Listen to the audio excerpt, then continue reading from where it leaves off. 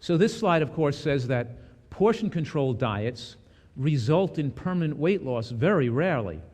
So Jenny Craig and Weight Watchers and all these diets, counting calories, all this stuff about portion sizes being bigger than ever before and people got to put it on their plate and eat less food, it's really not going to work because people will just eat more frequently if they eat smaller portions. They'll just eat again more frequently.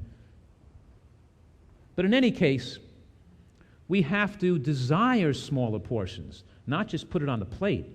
And to do that, to desire smaller portions, we really have to eat high-nutrient, high-volume foods, and we have to eat a lot of them. It has to be the majority of what you eat. So what foods are highest in nutrients? And what foods are highest in bulk and fiber and volume? And here's an example of high-volume foods. So let's categorize this into 4 categories. Raw vegetables, of course, lettuces, celery, cucumbers, snow peas, tomatoes.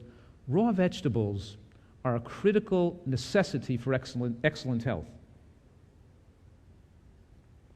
When you cook a raw vegetable or cook a vegetable, you lose about 35% of the isothiocyanates that you would have gleaned had you taken it in its raw form. That's okay. I mean, cooked vegetables are still needed too, because if we just ate all raw vegetables, we wouldn't get enough vegetables into us because we get too filled up from them fast. So what's wrong with a raw food diet for most people? Because some people can do okay on a raw food diet, but many people cannot because the raw vegetables take up so much bulk in their stomach and because they're not digested efficiently, that the majority of calories pass through you undigested because people don't chew well enough, that their caloric needs aren't met by raw vegetables enough and they have to eat too many fruits and too many nuts. So in proportionally, they're actually eating less vegetable nutrients by their diet being all raw than they would have had they included some cooked vegetables. You follow that? So even though you lose some nutrients by cooking a vegetable, you wind up getting you're able to get more vegetables in your diet, and vegetables become a higher proportion of your total caloric intake, increasing the nutrient density of your diet if you include cooked vegetables in your diet. So we had cooked vegetables, we have, of course, and we can eat more cruciferous compounds. We can arugula and watercress and little kale raw, but it's hard to eat Brussels sprouts raw. It's hard to eat cabbage raw. You can shred some cabbage on your salad, but it's hard to eat a lot of, collard greens raw. It's better to put it into a soup. And when you soup cook the collards, and you mix it with leek, and you put in kale, and when you put it into a soup, any nutrient loss from the water solubilizing the nutrients goes into the water, and you take it into the soup anyway in your body. So soups are a very healthy way to get nutrients. So let's go through this again. Raw vegetables, cooked greens, very important. The non-green vegetables, the ones that are low in calories, like mushrooms, eggplant, tomatoes, peppers, cauliflower, and of course fresh fruits. These are the foods that are highest in nutrients. They have the highest nutrient per calorie quotients. Now, how many of you know the nutrient per calorie quotient of all food? Because you should. So any of you know what's higher and lower in nutrients? If I name a food, any food, do you know the nutrient score, how high or low it'll be? Because you guys have to know this. So what's the food that's highest in nutrients of all foods? Anybody know? The green vegetables, right. And here's the point, that if the race was a 2-mile race, green vegetables would win the race by 1.75 miles, so much higher than everybody else. Let's look at these numbers now. I know it's probably hard to read these. It's written very small.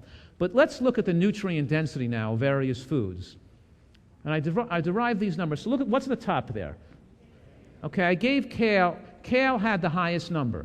If you added up every nutrient known to man, right, multiplied it by the RDA to turn it into a factor, and then take all the other nutrients that don't have RDAs and go to the scientific literature and find out what would be the recommended value for those and make up an RDA based on the preponderance of evidence in the medical literature and add those up and divide that by the number of calories. You get a certain number. You put kale at the top because it's the highest number. You make that number 1,000 by multiplying by some factor.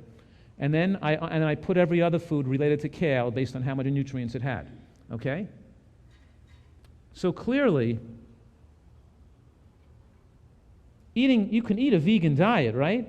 You can have a vegan diet of pasta, bread, and look where whole wheat bread is. It's not too much higher over white bread and white pasta. See that? Now, on a scale of 1 to 1,000, look where rice and potato are, about 50. right? And of course, carrots and green peppers and cabbage and artichokes and broccoli and asparagus and strawberries and blueberries and tomatoes and cherries are all of those foods that are really healthy are above 100, right? Here's the thing. Fruits and vegetables are between 100 and 1,000, and almost everything else is below 100. You got that? Now, how many of you eat the majority of your caloric intake above the 100-point line? Not many people. Most people on vegan diets get most of their calories from grains like potatoes and rice, right? And oil. Grains and oil, and that can't be a healthy diet.